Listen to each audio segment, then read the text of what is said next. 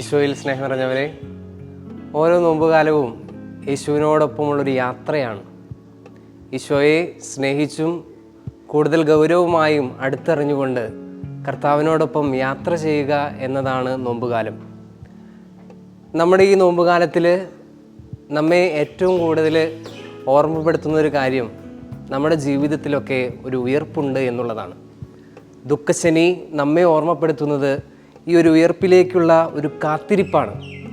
ജീവിതത്തിൻ്റെ ഏതൊരു പ്രതിസന്ധി ഘട്ടങ്ങളിലും വേദനകളിലും ക്രിസ്തുവിനോടൊപ്പം യാത്ര ചെയ്യുമ്പോൾ നമുക്കും ഒരു ഉയർപ്പുണ്ടെന്ന് കർത്താവ് നമ്മെ ഓർമ്മപ്പെടുത്തുകയാണ്. ദുഃഖശനിയിൽ ഈശോയ്ക്ക് വേണ്ടി കാത്തിരിക്കുന്ന ശിഷ്യന്മാരെ നമുക്ക് ഓർമ്മയുണ്ട്. തങ്ങളുടെ ജീവിതത്തിൻ്റെ എല്ലാ ആകുലതകളിലും വ്യാകുലതകളിലും ക്രിസ്തു നമ്മോടൊപ്പമുണ്ടെന്നുള്ള പ്രത്യാശയിൽ നിലനിൽക്കുന്ന ശിഷ്യന്മാർ. നമ്മുടെ ജീവിതത്തിലും ഓരോരോ പ്രശ്നങ്ങളും പ്രതിസന്ധികളും ഉണ്ടാകുമ്പോൾ കർത്താവ് നമ്മെ ഓർമ്മപ്പെടുത്തുന്നത് ഇത് ഇവിടെ കൊണ്ട് തീരുന്നതല്ല, ഇതൊരു അവസാനമല്ല, മറിച്ച് കൂടുതൽ പ്രത്യാശയോടെ വിശ്വാസത്തോടെ ആഴമായിട്ട് ക്രിസ്തുവിൻ്റെ കരം പിടിച്ചുകൊണ്ട് മുന്നോട്ട് നീങ്ങുന്ന ഒരു ദിവസമാണ് എന്നുള്ളതാണ്.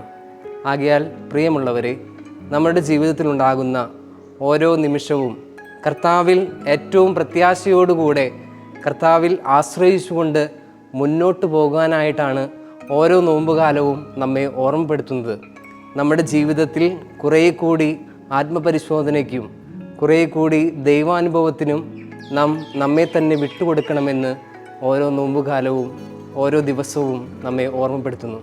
അതിനാൽ ഈശോയിൽ ആശ്രയിച്ചുകൊണ്ട് മുന്നോട്ട് പോകുവാൻ ദൈവം നമ്മെ ഓരോരുത്തരെയും അനുഗ്രഹിക്കട്ടെ.